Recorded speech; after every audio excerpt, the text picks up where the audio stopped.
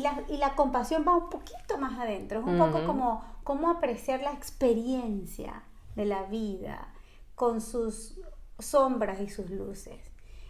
¿Cómo lo haces tú? La forma más segura de adquirir autoestima y confianza en uno mismo es cumplir las promesas que te haces a ti mismo. Entonces, cuando me di cuenta y cuando me enfrenté a realidades tan extremas que ni siquiera me había imaginado en mi vida, primero que nada fue una rabia, yo creo en Dios y me enojé. Fue como, ¿cómo yo no sabía de esto? ¿Cómo he vivido en una burbuja tan grande en la que ni siquiera era consciente de que existía una realidad tan tremenda? ¿Cómo ves cómo estamos actuando como sociedad? ¿Qué nos está haciendo falta para ser más compasivos? La empatía. Cuando hablamos de compasión solemos automáticamente asociarlo con lástima y autoindulgencia. ¿Qué pasaría si nos damos la oportunidad de tratarnos como si fuésemos nuestro mejor amigo o amiga? Aquí sin cursilería ni filtro vamos a dialogar y a indagar con expertos, amigos, conocidos sobre el autocuidado y el liderazgo personal. Porque estoy segura que hay maneras más amables de autogestionar la caótica, automática, premeditada y a veces conflictiva manera de actuar ante los desafíos de la vida. Soy María Guerrero y quiero que me acompañes en esta travesía personal y me ayudes a que se convierta en colectiva para que juntos aprendamos a humanizarnos y a vivir más compasivamente. Que estoy muy agradecida que estés acá hoy acompañándome en este proyecto, en esta búsqueda de comprender más la humanidad, comprender las decisiones, por qué tomamos las decisiones que tomamos y comprender también que podríamos no solamente compartirnos como humanidad, dar, sino qué tanto nos damos a nosotros. ¿Ya? Porque es un poco como el objetivo acá es explorar si estamos dispuestos a dar y en la medida que estamos dando, atravesarnos a nosotros mismos, compartir con nosotros mismos, atendernos a nosotros mismos. Entonces, ¿por qué Cote para mí? Esto es importante que lo quiero compartir con quienes me escuchan, porque Cote la conocí hace ya creo 3-4 años desde que llegué acá a Chile y afortunadamente con Evita Ciber que nos puso en contacto y a mí me parece que ver todo lo que ha sucedido desde que te conocí, Cote, es muy inspirador. O sea, yo siempre, te veo como una mujer líder que además tiene compromiso con la sociedad, que entregas mucho, además eres una mujer creativa, que después de haber escrito 2 libros, que además que uno dice cuando escribo un libro es como sembrar un árbol o tener un hijo, o sea, ya tú has escrito 2 piezas magistrales donde entregaste tu experiencia, ¿no? Diste mucho de ti y en ese camino creativo te vas de viaje, te vas a explorar tu propósito, lo entregas y ahora eres directora de Water is Life, y estás no solamente expandiéndote en África, sino que te has venido a Latinoamérica a seguir dando. Entonces, en este camino de dar, ¿qué tanto nos damos a nosotros mismos?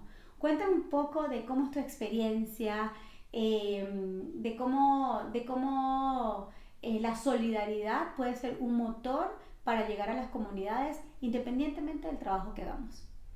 Que eres linda, Mari. Gracias por tus palabras. Encantada de estar aquí y de ayudarte en todo lo que necesites. Así que si mi opinión o mi experiencia sirve de algo, más que agradecida y de contenta de poder ayudar o compartirla con quienes la necesiten. Me fui a África por algo distinto. Yo no estaba buscando un propósito. Siempre creo que supe más o menos hacia dónde iba mi vida, pero también he confiado mucho en que la vida sabe más que yo dónde tengo que estar y cuándo. Y esa confianza es la que me ha ido llevando por el camino correcto hasta que encontré definitivamente cuál era el mío y cuál era mi misión en esta vida. Hoy día, como decía, soy directora internacional, directora ejecutiva de Water is Life, que es una ONG mundial en la que nos encargamos de desarrollar proyectos que a través de sistemas de filtración podamos entregarle agua potable a todas esas personas en el mundo que no tienen acceso a agua limpia. Entonces se van conectando muchas cosas. En mi vida siempre fue muy importante el agua. el elemento del agua. Me gustaba mucho bucear, el mar, mi conexión con el agua era muy especial, más allá de que estar en una montaña o con el viento o el fuego o la tierra como la tienen otras personas. A mí siempre ha sido el agua. Y siempre también tuve esta quizá conciencia o curiosidad o interés por conocer otras realidades distintas a la mía.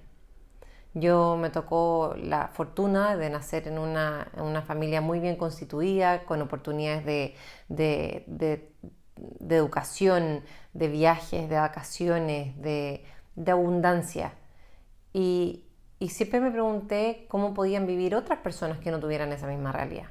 Entonces, desde muy chica que me involucré en trabajos sociales, cuando estaba en el colegio y se llovía Santiago en los inviernos, íbamos a las poblaciones a ayudar a las personas.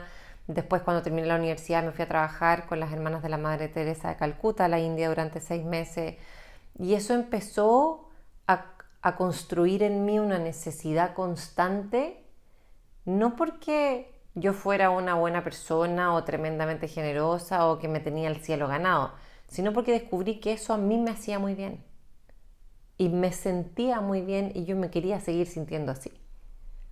O sea, la necesidad nace de uno mismo y dije, esto es como una droga, porque cuando me estoy sintiendo tan bien y tan satisfecha o tan en paz conmigo misma, esta es una sensación muy rica y me lo está dando el dedicarme a ayudar o a entregar o a trabajar en algo que beneficie la vida de personas que no han tenido la misma suerte. Y es ahí cuando descubro que esto era como un secreto y el descubrimiento fue tal que dije, wow, por aquí es. Y vuelvo a Chile después de la India, pero nunca se me salió eso de la cabeza. Era una necesidad que después de un tiempo yo decía, ya, necesito volver a irme. Y esta vez parto a África, me fui a Angola un tiempo, unos meses también a trabajar en la mitad de una aldea que se llamaba Kikulungo, a 800 kilómetros de Luanda, que también fue otra experiencia que le sumó a esta necesidad o a esta certeza de que había encontrado lo que me hacía feliz y lo que le daba un sentido a mi vida. Y años después vuelvo a África, conozco a Ken Surrit, que es el fundador de Water is Life, y él me invita a formar parte de su equipo. Y yo en ese minuto estaba grabando unos programas de televisión acá, tenía otros viajes programados, no podía ir, pero cuando todo eso pasó, me acordé de él, lo llamé y le dije, ¿este año van a Kenia de nuevo? Sí, por supuesto. Le dije, ¿puedo venir con ustedes? Y esa fue la primera vez que voy a Kenia a trabajar con un equipo de voluntarios de Water is Life y realmente me doy cuenta del tema que era el agua potable. En un país donde viven más de 60 millones de personas y donde casi el 80% no tiene ningún tipo de acceso a agua potable. En el mundo se habla mucho de la crisis mundial del agua, de que no tenemos acceso al agua, de las sequías, de que falta agua. Ese no es el tema. El tema es la falta de acceso a agua potable. Porque lo vi, porque aprendí, porque me quedé viviendo allá y me di cuenta que ríos hay, lagos hay, pozos de agua hay. El problema es que esa agua está contaminada y que no te la puedes tomar. ¿Qué haces con agua que no te la puedes tomar? Claro. Tienes que hervirla, tienes que tratarla de alguna forma y eso genera combustión, lo que genera un impacto en el medio ambiente, es tiempo de más. Todo lo que gastan en tiempo a diario las mujeres y las niñas, porque ellas son las responsables de ir a buscar el agua, no lo pueden usar yendo al colegio o estudiando o desarrollando otras actividades que desarrollen la economía de la comunidad. Entonces tiene muchísimas consecuencias, impacta tantas áreas de la vida que cuando tú ves que les entregas agua potable, la calidad de vida y el impacto o la consecuencia inmediata es impresionante. Que yo pienso que la primera necesidad emocional que se genera debe ser una angustia total de no poder tener agua. Es que nosotros no lo imaginamos. No. Si yo te pidiera, o a cualquier persona que vive en esta realidad, ¿cuánto duras en un día sin agua? Yo creo que no duras ni siquiera una hora, porque te levantas al baño, lo primero que haces en la mañana, te lavas la cara, te tomas un sol, tomas agua en la mañana. Yo lo primero que hago en la mañana es tomar agua. Tal cual. Incluso una de las cosas que nos dicen los médicos cuando hay algún desbalance de salud es hidrátate, toma agua. Decíamos que la primera necesidad que tenemos prácticamente para sentirnos hidratados, vivos, es tomar agua potable. Y el agua potable no sabemos que todas las poblaciones pueden tener acceso a ella. Y tú estás trayendo esta labor a las poblaciones. ¿Cuál es el motor emocional que te hace ir a las poblaciones y a colaborar, a hacer un trabajo sostenible, sustentable y colaborativo? A ver, yo creo, Mari, que yo no podía pasar por esta vida haciendo algo que fuera solo para mí. Entonces, cuando me di cuenta y cuando me enfrenté a realidades tan extremas que ni siquiera me había imaginado en mi vida, primero que nada fue una rabia, yo creo en Dios y me enojé. Fue como, ¿cómo yo no sabía de esto? ¿Cómo he vivido en una burbuja tan grande en la que ni siquiera era consciente de que existía una realidad tan tremenda? Que eso me pasó en Calcuta, con los niños de los orfanatos. Y después entiendes con el tiempo, con la madurez y con esas mismas experiencias que de la única responsable y de la única persona de la que tú tienes control en la vida es de ti mismo. Yo no puedo decidir o influir sobre lo que hace el resto. Sí puedo decidir lo que hago yo. Y yo tenía que hacer algo. Ya me lo había mostrado la vida. Y hay un doctor español que dice que también es humanitario y viaja mucho a África a operar. Y dice, si en algún minuto tuviste la oportunidad de conocer lo que son otras realidades, las necesidades que existen, y sabes que tú puedes hacer algo para ayudar, tienes que encontrarte un motivo muy fuerte para no hacerlo.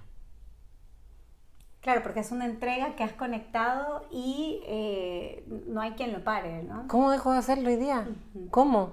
Claro, ahora bien, según los estudios, cuando somos muy compasivos, que puede ser en el caso tuyo, que habría que hacer el test, después te lo mando para que lo hagas, de Kristin Neff, donde podemos hacer una evaluación de qué autocompasivos seríamos con nosotros mismos después de ser compasivos. Aparece la fatiga compasiva, como estas personas que también tienen el burnout, como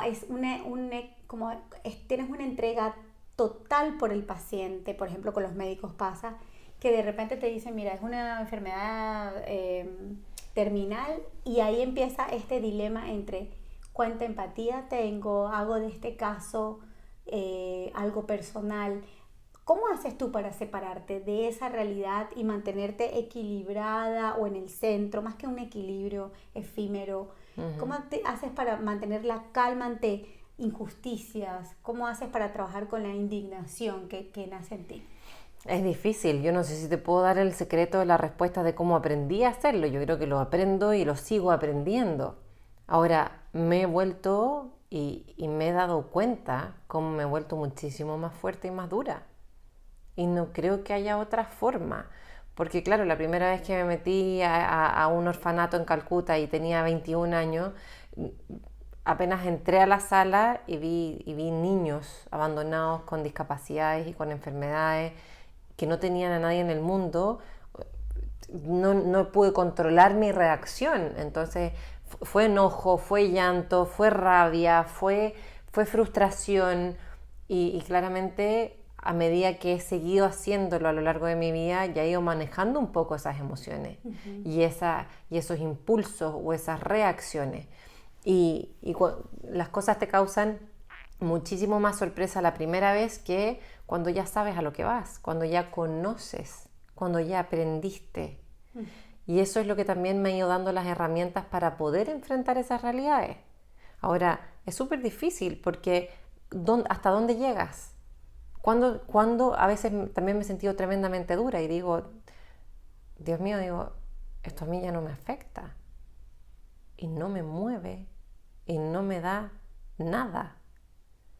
Entonces digo, y perdí mi humanidad, y perdí esta compasión, y perdí la empatía. Es una mezcla y es una confusión interna muy difícil de poner en palabras o de darte una respuesta de que así se hace o así funciona. Es como si surge de repente, estás tan enfocada en el objetivo que es ayudar al otro que la parte emocional como que queda un poco desplazada. Te das cuenta de ese proceso que ocurre, es como que wow, no me está quizás despertando llanto o empatía, quizás no me estoy dando cuenta de esto, y haces el regreso de la conexión contigo misma. ¿Cómo lo haces? Yo creo que es un aprendizaje. Y es tenerse paciencia y... Ojo, perdona que te interrumpa, sí, pero sí, es que pregúntame yo estoy todo. pensando en los libros, ¿Ya? porque cuando escribes hay un ejercicio de conexión. Uf, tremendo. Entonces, de repente, si es que se quedó anulado por un momento porque el objetivo era tan claro de que estoy aquí porque necesito ayudar a estas personas, este es mi objetivo, necesito cumplirlo, en el momento de transitar esto de me desplomé, esto fue muy fuerte para mí, bueno, me causó llanto, no pude dormir 2 noches, no sé exactamente qué es lo que te puede suceder a ti. Luego viene el proceso de escritura que te ayuda un poco como a revivir quizás y a decantar de forma más amable contigo tu proceso emocional. Sí, la escritura siempre me ha servido muchísimo y creo que también tiene que ver con un acto de autocompasión en ese sentido, cuando empiezas a... yo me enfermé, hace 5 años atrás me enfermé y me dio una depresión muy dura, muy fuerte, porque yo no sabía poner mis límites y no sabía decir que no. Y consideraba que podía hacer esto y un programa de radio y trabajar en la empresa familiar y irme de viaje y escribir y levantar los fondos para el proyecto, y podía hacerlo todo al mismo tiempo y sin ningún problema porque yo podía. Y me enfermé mal porque mi cuerpo me dijo, no, para. Y cuando uno no para, el cuerpo te hace parar. Y fue ese hito en mi vida el que me enseñó a cuidarme, a decir, no, estoy cansada, no puedo, o realmente necesito dormir. ¿Qué es lo que necesito yo? Y yo no escuchaba mi cuerpo.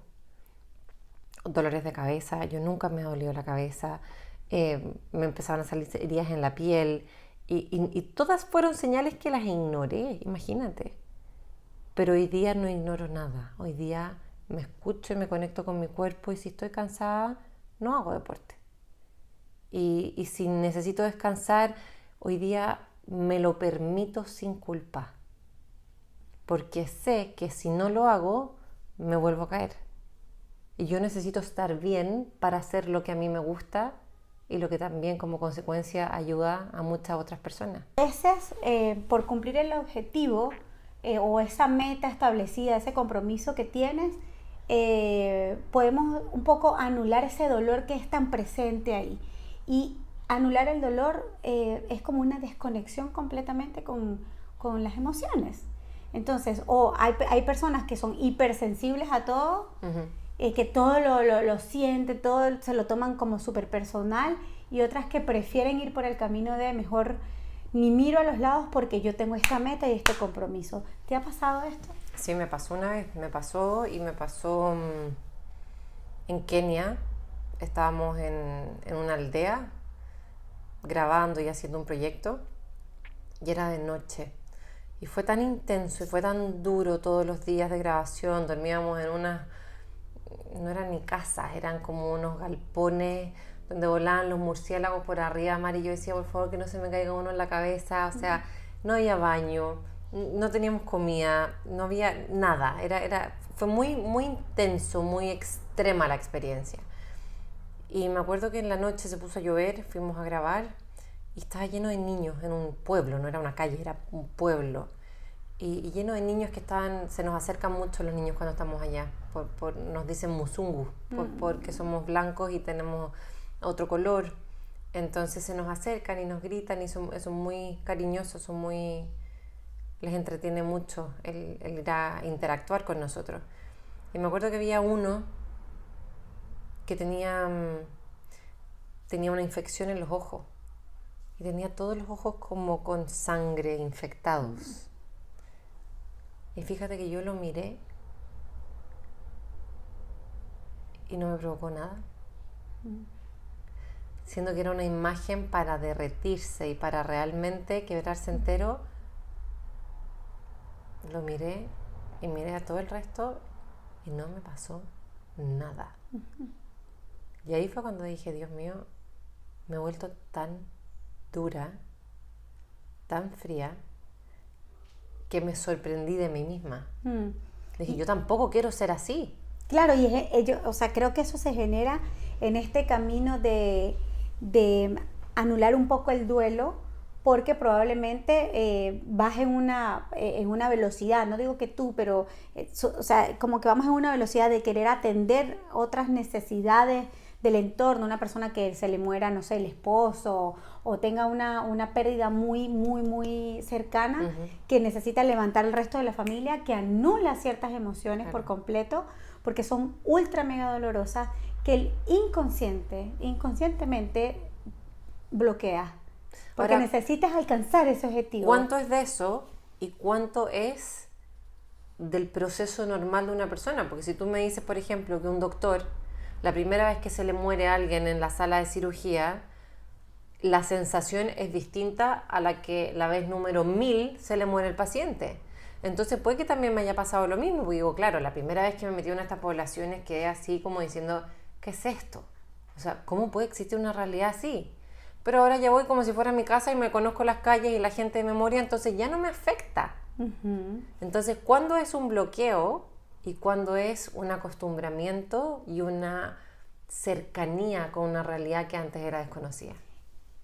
Yo creo que la propuesta quizás es no irnos a los extremos, es intentar volver al centro, o sea, humanizarnos como personas, no importa la labor que hagamos, sino más bien ir un poquito a este espacio de acepto el dolor como parte de la vida, acepto el sufrimiento, pero no elijo quedarme ahí, que es otra cosa.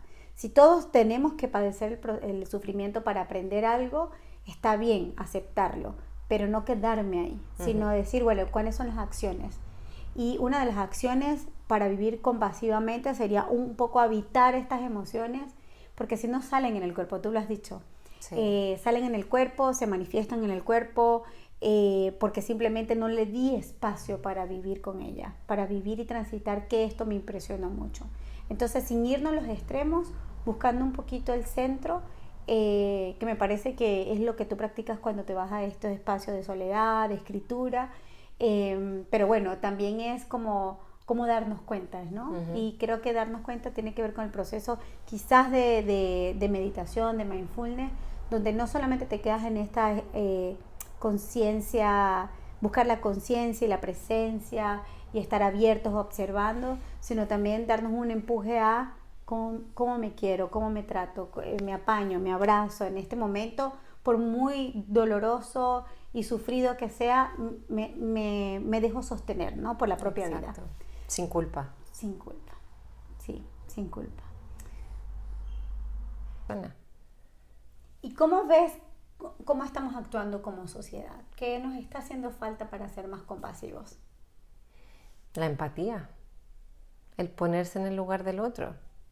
Aquí me llama muchísimo la atención cómo se desperdicia el agua y el mal consumo de agua que tenemos. No tenemos ninguna conciencia sobre el tema del agua.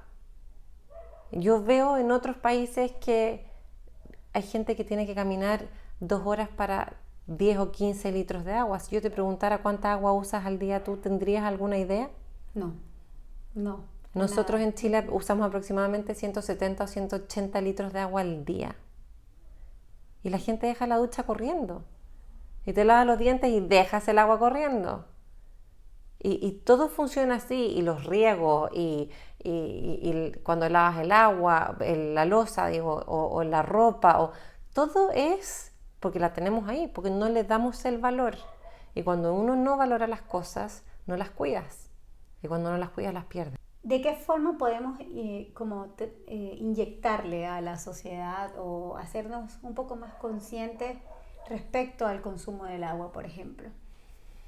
Yo creo que falta información, pero cuando la información está, pero si a ti no te nace porque no te interesa, puede que la información te pase por delante y no la vas a ver. Uh-huh. Entonces, cuando uno es consciente de lo que tiene, yo nunca más después de la vida que tengo claramente, porque me ha enseñado mucho y me ha dado una bofetada en la cara mostrándome una realidad que es muy cruda y que es completamente en el otro extremo y en el lugar más pobre del planeta. No puedo, o sea, después de ya haber visto eso, mi vida nunca más volvió a ser la misma.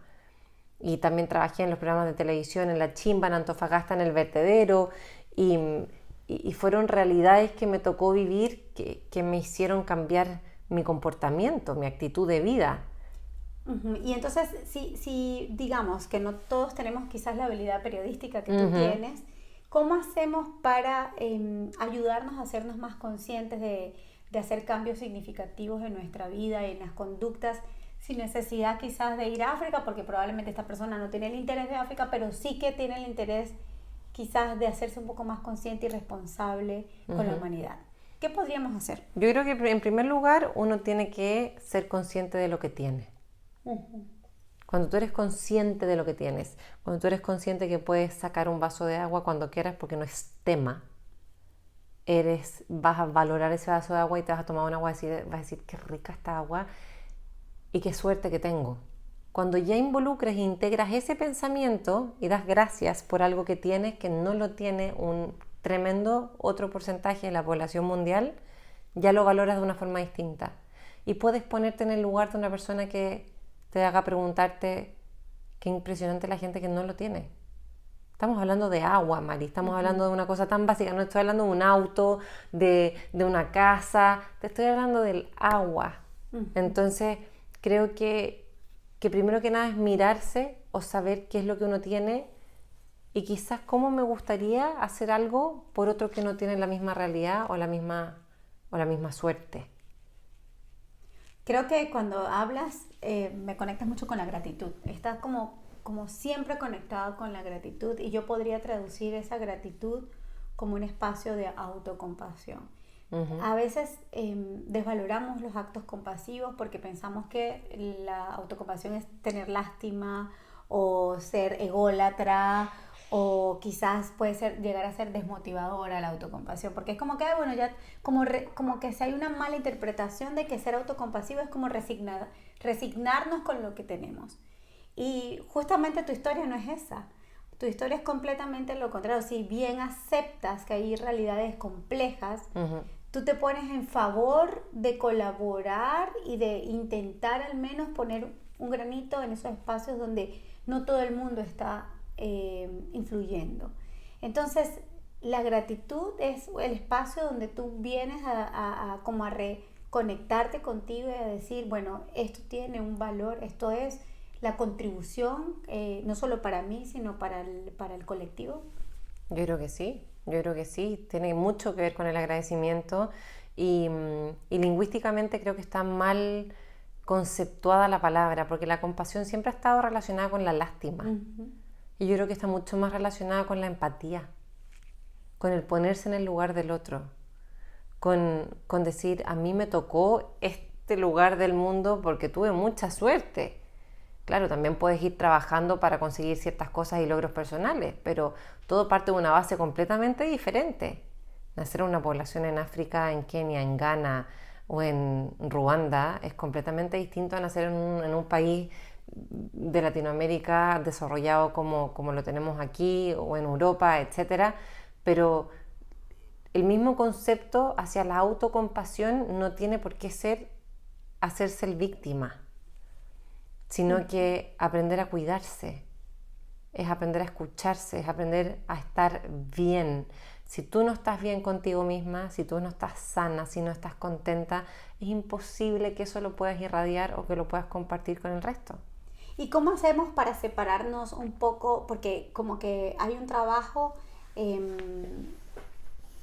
enfocado mucho en reforzar el autoestima, ¿sí?